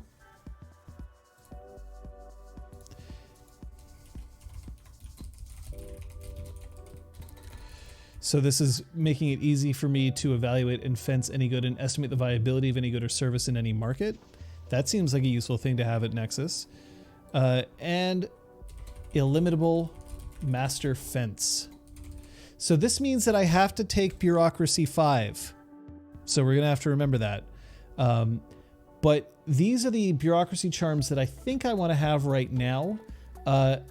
And we'll go on to later ones afterwards, because I might choose to buy ones that are also in things like helping to speed up bureaucracies. But for now, I'm not super into it. And I also want to have room for my character to grow. I don't need to have everything right away. So that's 1, 2, 3, 4, 5, 6, 7, 8 charms. Now, let's go back in here and let's see, where else have I spent a lot? So larceny, linguistics, and those are the two that I could kind of see myself doing. Now, one thing I've noticed is that I don't have anything in investigation, and I probably want to have at least a little bit in there. So we're going to go right back in here. We're still working on charms, but we're going to go right back in here, and we're going to spend a few things here. First things first, bureaucracy, boom, right up to 5. We're also going to put a couple of in investigation. So I'm also going to note here where I'm spending this. So investigation 2, bureaucracy 4 and 5. So we know that we needed to add those, so they're in there.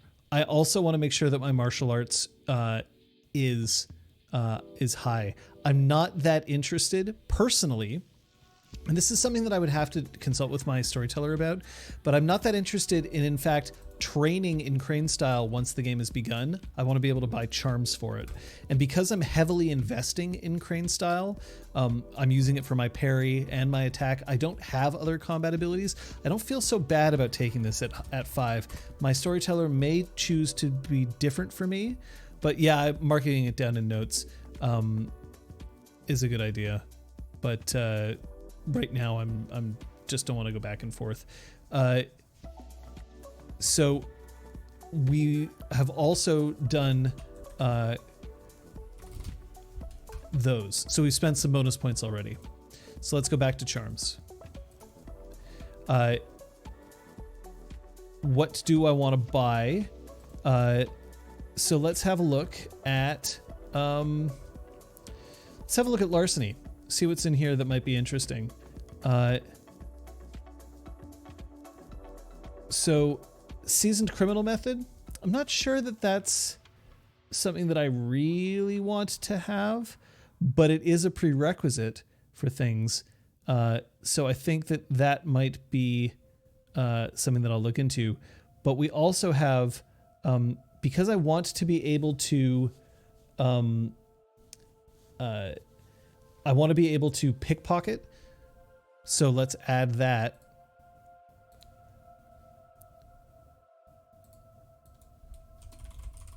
flawless pickpocketing technique. Remember that this fits in with that under somebody's nose. And I think that maybe it would be a good idea to have... I don't really know if my character is a gambler so much, but I think that Spurious Presence, projecting the right to be somewhere might be useful, but I need Seasoned Criminal Method for that. So we're going to add 2 charms. We're going to go Seasoned Criminal Method. And we're going to put in Spurious Presence. So Spurious Presence, the reason why I'm taking that is because I want to be able, because Spurious Presence basically lets me project my right to be in a place, makes it nearly impossible to voluntarily question the Exalt's presence. As long as I'm dressed and behaving as expected for the present circumstances, she cannot normally be considered suspicious. And I think that that's incredibly useful for my character. And it's something that I think will be fun to play. So we've thrown that in there. And because I needed a prerequisite, I bought the prerequisite as well. The larceny ability is pretty useful once you actually have to use it. But it's true that you don't necessarily have to have a high level of larceny until later on. So that's 1, 2, 3, 4, 5, 6, 7, 8, 9, 10, 11 charms. So with 11 charms, that means 4 more. Let's go to linguistics. Another one where I had a whole bunch. So whirling brush method, being able to write things quickly, nah. Flawless breast, flowing elegant hand. The Exalt perfects her arguments and sharpens her words so that her writing is pristine, flawless, and precise. I don't really think that that's necessarily useful. Subtle speech method, speaks in a roundabout fashion, stressing particular words. Only the intended recipients can understand the true meaning of the Solar's words. That seems like it might be interesting because that's something that I might be able to use to communicate with my circle once we get there. So subtle speech method is going to go in.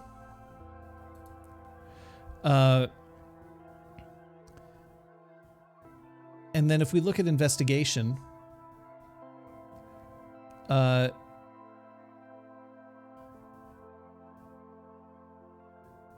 so I'm not sure if anything here really speaks out to me. Let's go back to my abilities and see what we have here. Bureaucracy high, larceny high, linguistics high, and everything, and crane style high, and everything else isn't really that high yet. So maybe I want to be able to throw myself a little bit further in, maybe give myself some bonuses here so that I have a little bit more to play with. I put my supernal in bureaucracy, yes. So technically that means that I can buy up higher in bureaucracy. So let's actually go back. I forgot about that. I forgot the bureaucracy was my supernal. So let's go back here and see if there's any other bureaucracy charms that might be really interesting to take. Where are the essence to? So bargain, irresistible salesman spirit, that seems pretty good. And ungoverned market awareness is also really good as well. So let's throw those in. So ungoverned market awareness. Ungoverned market awareness, so attuned to the flow of trade that I can sense anytime a character within range of my senses uses the bureaucracy or larceny ability to make a transaction.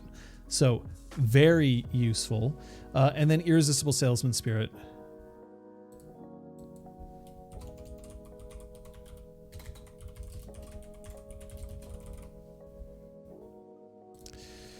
So this is also something that's interesting for me when creating a character. Sometimes I like creating characters that are a little bit unexpected, a little off the beaten path. And sometimes I like playing something that's super basic.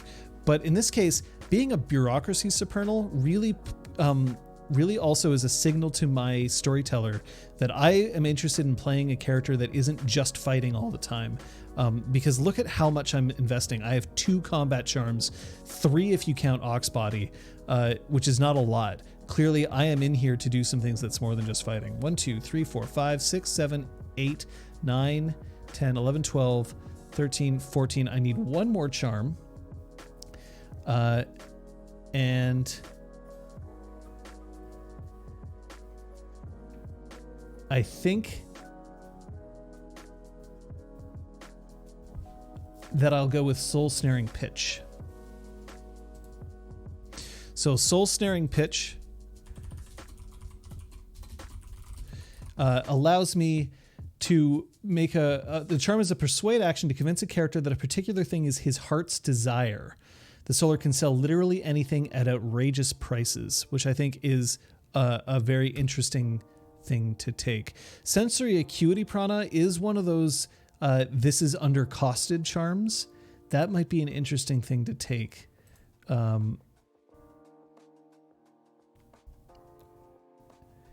That you make a good case for that. That's an awareness. Now, what was my awareness? Let's go back. Awareness was at 2. I kind of like the idea of making sure that I have an awareness charm or 2. So let's go back into my charms. And let's see if there's something that I don't really think I need right now. I kind of like starting with Soul Snaring Pitch. This gives me an immediate, like, high-powered action for me to take.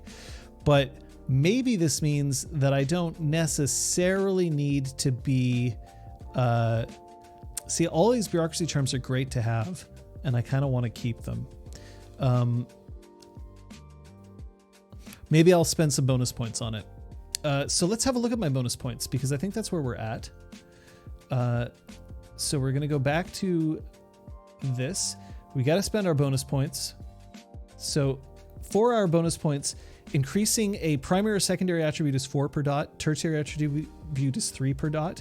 Caster favorite ability is 1 per dot, and a non-caster favorite ability is 2 per dot. So one of the things that I do know is that I can start swapping things around to make sure that I've spent my bonus points optimally. So, crane style, that's something that's already favored. So this is 2 points. Bureaucracy 4 and 5, 2 points. Investigation 2 is 2 points. So I've spent 6 so far. I think I want to have another dot in dexterity in order to make sure that I'm not completely out of my depth when it comes to fighting, and that's going to cost me another 3. So this is now putting me at 1, 2, 3, and then with the 6 that I spent, that's 9 out of my 15. So I have 6 left to spend. A charm, if it's in a caster favored, is going to cost me 4. And then I can spend 2 to boost my willpower, and I think that's what I would do. So I think that I would boost my willpower, and I'm going to add... we're going to add...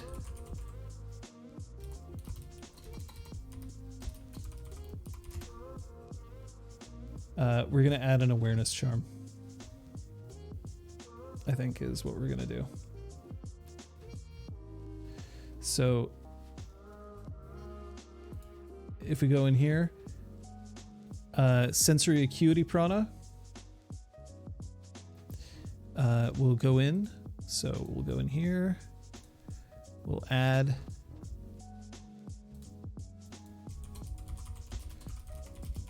sensory acuity prana. Let's go back to our overview. So remember that awareness is in a favored ability, and I think I may want to have a 3 in here. So let's go back. We don't have any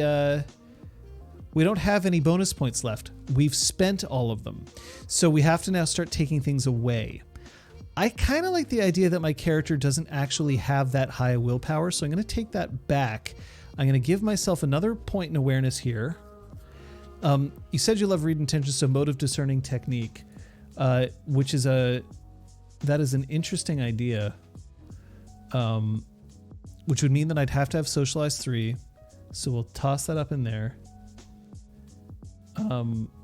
So I think that that's actually a really good idea. So we're going to go back into charms.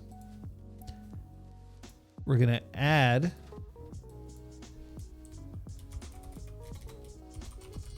Motive Discerning Technique. But now this means that I'm 1 charm over again. Uh-oh. So what do we do? Now, it's okay to not have everything that you wanted right away. So perhaps if we look at Soul Snaring Pitch, which is the charm that I kind of wanted to keep because it's sort of like this is my big heavy hitting power action that I can take right away. So Soul Snaring Pitch requires Irresistible Salesman Spirit. Irresistible Salesman Spirit. An Irresistible Salesman Spirit requires Consumer Evaluating Glance and Insightful Buyer Technique. So one thing that I don't necessarily need are the fencing. So Frugal Merchant Method, I think I absolutely want to take, but for fencing things, that's something that I don't think I need as much. Because fencing, specifically, for Illimitable Master Fence, by spending a day in a market, the lawgiver can sense the ebb and flow of commerce, guiding her to the knowledge of hidden or illegal markets. I don't necessarily think I need to know about illegal markets right away. So I think I would ditch that. And then that would put me now at a character that has a 5 in bureaucracy, a 5 in martial arts. So I've kind of shown where I'm strong right away. I don't have a 5 in any of my attributes, but I'm okay with that. Now, normally as a player, I actually like spending a lot in attributes at the beginning of the game, and then buying up my specific powers later. But because I've got such an interesting, to me, concept of I want to dive deep in that bureaucracy and I want to rely heavily on charms right now, that means that I'm not upgrading my attributes as much as I normally would. And I think that's okay. Oftentimes, I tell players that it's a very good time to spend bonus points. Bonus points are very good to spend on attributes because they get much more expensive later on. But also, in Exalted, you can't spend your solar experience on charms. And I want these charms to start, so it helps.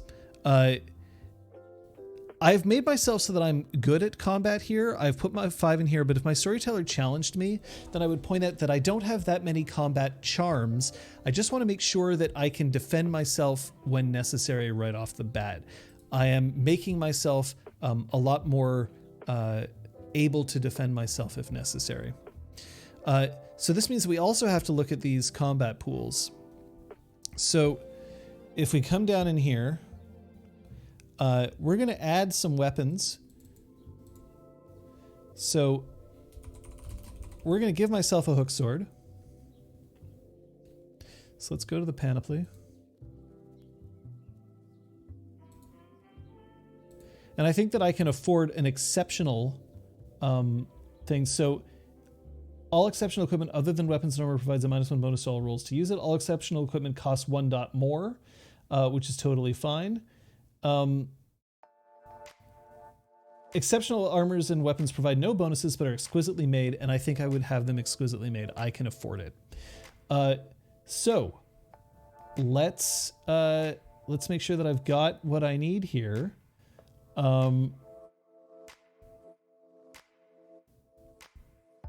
So where's my hook sword? It's not a sigh.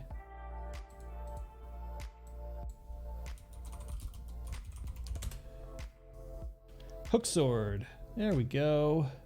So it is a medium melee weapon.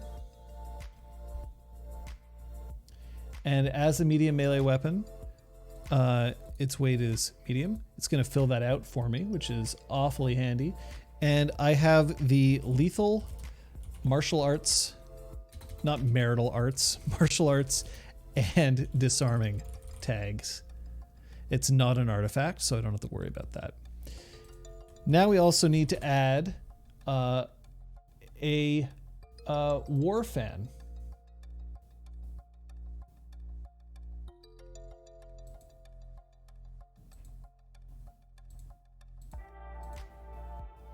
So a war fan is considered a light weapon. I will need to change the attack ability. I'm not... Yeah, so the attack ability, I might as well do that right now. So I am not I'm filling this out even though I kind of don't need to, because again, this isn't a character that I'm intending on playing. But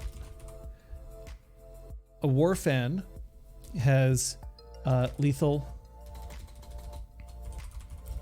martial arts, and disarming.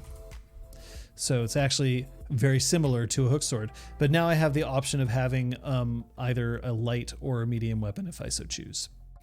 So there are my weapons. If I also look here at my health levels, it hasn't been affected yet.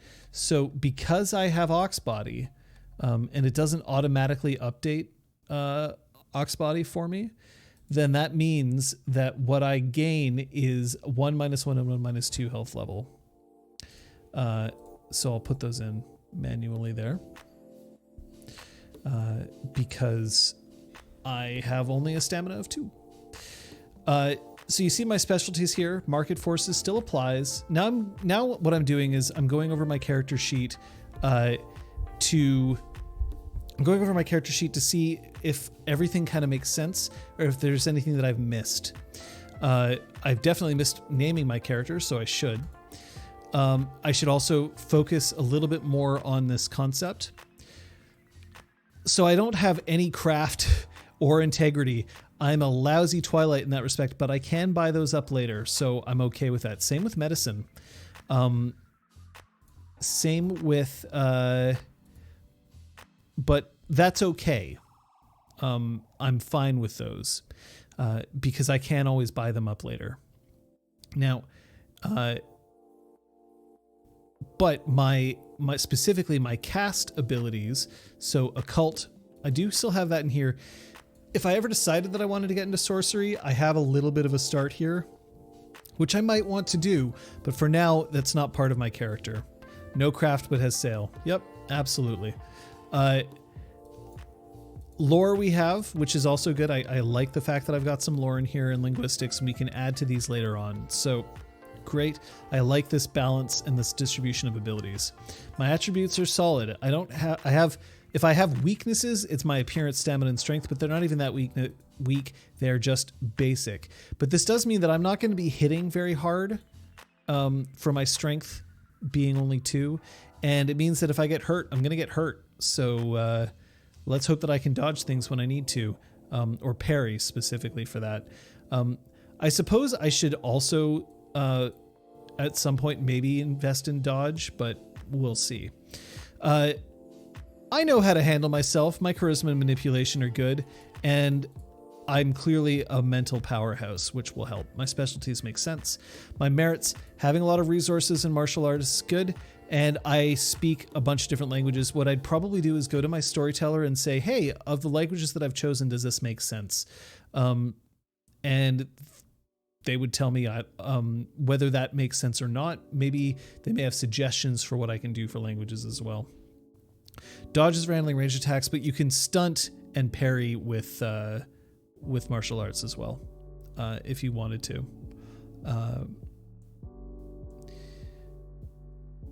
Or no, I think you can just naturally parry things. But anyway, I have my weapons here, my combat pools. So my joint battle is okay. I do have an awareness charm, which means that I also have the excellency, and that's really helpful. But the rest of mine are just all right. You can parry a volcano explosion with the right charms. You can just parry normal arrows. Yeah, that's true. So my social pool, my resolve is not great, which I actually really like. I like the fact that my resolve isn't good. This is an area of weakness, but I'm very good at guile, which is handy, and I'm very good at read intentions, which I also like as well. My best parry is a base of 6, which is incredible. My dexterity and my martial arts and my specialty will make that as a difference. Also, my weapon defense is there. Specialty will not affect rating, but at any rate. But my soak sucks and my evasion sucks, so I am a glass cannon in that way. I am unarmored and I'm not wearing armors. Tags. My intimacies seem like they're working for me. None of these have changed and I like them. I may add more later. depending on how I end up talking with the other characters and finding stuff out. But I'm deliberately not putting too much in here. In much the same way that I'm not fleshing out my backstory too hard. That should be done after I've had a chance to play a bit, or after I've had a chance at least to discuss with the storyteller. The more decisions that I make now, the harder it's going to be for me to reverse those decisions later. So we're not going to worry about that right now. We've got a limit trigger, which we need. We have a whole bunch of charms, and these charms are neat. So many of these charms are bureaucracy charms, which you don't see a whole lot of, which I'm happy to see. But let's go back up in here. So I think that perhaps I was formerly of the realm. So a realm patrician who, after exalting while guiding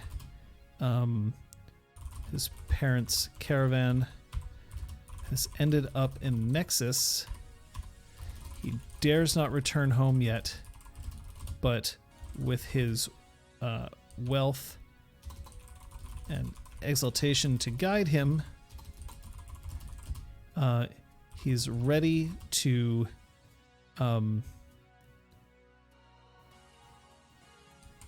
earn from the rich to help the poor.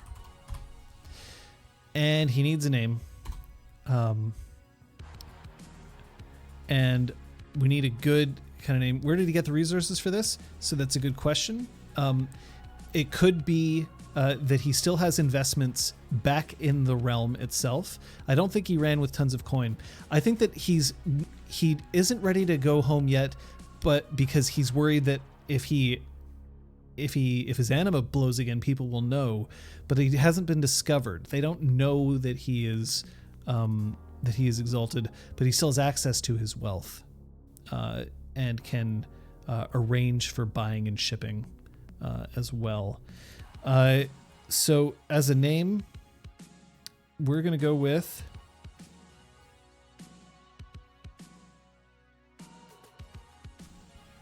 is that a name that I might choose? Because the other thing is, if I look at the names that have been chosen, which are Jorik, Ray, and Valeria, there isn't a lot of like exalted-esque sort of, adjective noun names, but I do kind of like to give him I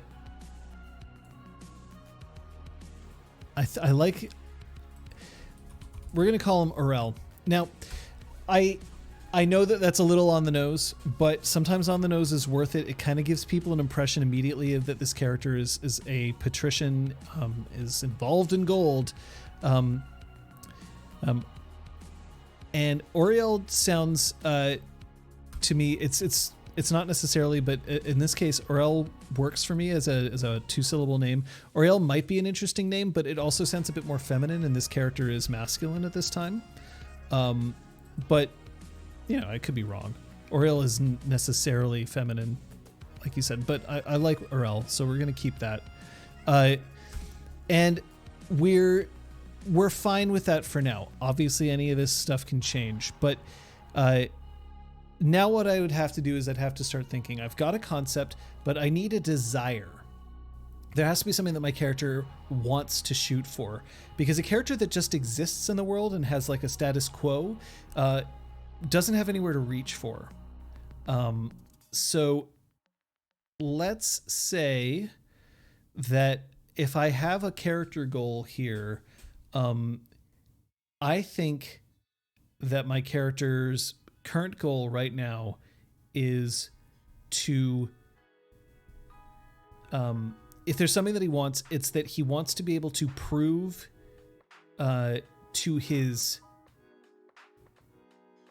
I think he eventually wants to amass enough wealth that he can then mount some serious resistance to the realm being against Solars, which means that he also needs to, and he's starting with Nexus. So he actually, in a way, wants to take over Nexus. He wants to lead the Council of Nine. And once he can do that, then that means that he has enough influence that then he can start building an assault on the realm itself. This is a minor, not a minor. This is like a huge, big deal goal for him to do. Reaching the Council of Nine is huge. Taking over Nexus is huge. Taking it back to the realm is huge, but Exalted is a game of huge, and so I don't necessarily mind having such a lofty goal for this. But it is something that I would discuss with my storyteller, and my storyteller might ask that I have a few more realistic goals at the beginning, in which case then I would say that the goals that I want to immediately meet are, I'm curious about my exaltation and need to know more, and to do that I need to meet other Solars and hopefully find allies to protect myself. So, Obo H Red Room, nice. Yes, he knows that he's a Solar, and does he have intimacies to other Solars? You read my mind. That's exactly where I was going for it, because we are going to need to give him. I think that he has a minor intimacy of curiosity towards Solar Exalted, and I think he's going to have a I think he's going to need another principle, which we'll put in as a major here, and it's going to be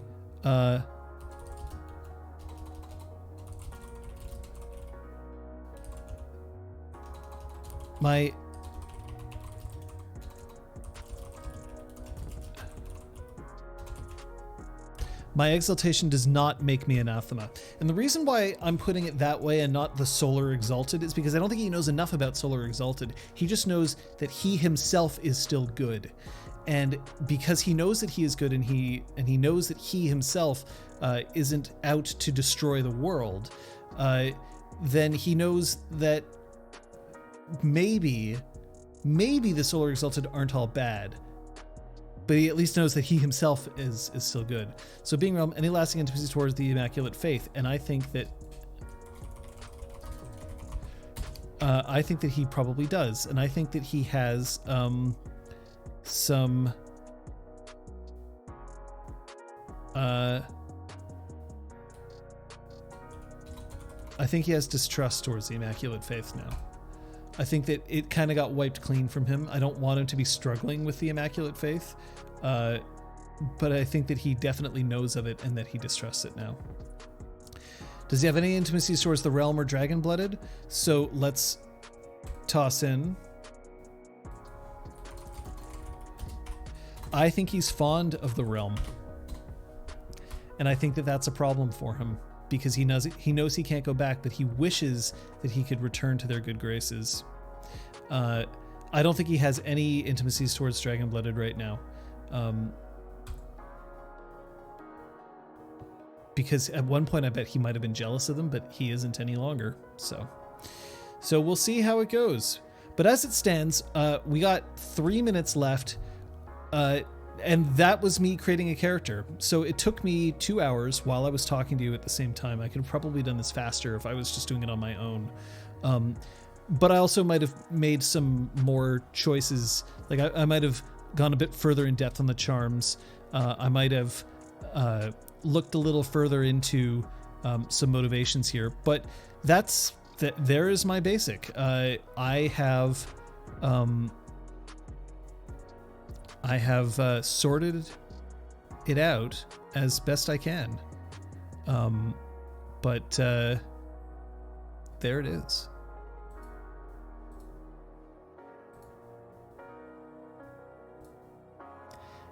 Anyway, if you have any questions, now's the time, because we've got 2 minutes left. While we're waiting for those questions, let's toss it out there. Tomorrow, Exalted. Tomorrow on Elizabeth A. Neal's channel, Punchy is going to be at 6 p.m. Eastern Daylight Time. Saturday at 11 a.m. we'll have the rewatch for ExalTwitch Academy, episode 10. Big deal episode. Might be worth a rewatch for people who've seen it already, but definitely worth a watch for if you haven't had a chance yet. Come in and chat with people while you are watching. Scrub check complete, possibly. I mean, that's up to Requiem. He was the challenger. Then later on, there may be a doomed for Scott at 6, or some other stream on Saturday. But on Sunday at 6 p.m. Eastern Daylight Time, it'll be ExalTwitch Academy episode 11. They qualify for Essence 2 at this point, and it's going to be a blowout of a session. I definitely recommend to you to have a look. I can't put it up. It's wrong. RPGClinic doesn't have the scrub check or not scrub check. But yeah, so there is a Twilight that I built. Not a crafter, not a sorcerer, instead a wheeler dealer. So that's the way it is. Thanks so much for tuning in. Very much appreciated. I appreciate the subs as well. If you ever have any ideas for what we can do for the next clinic hours, just drop it on our Discord. It's there, and that's the best place to let us know what you may or may not be interested in seeing next. Until then, though, use your word hole.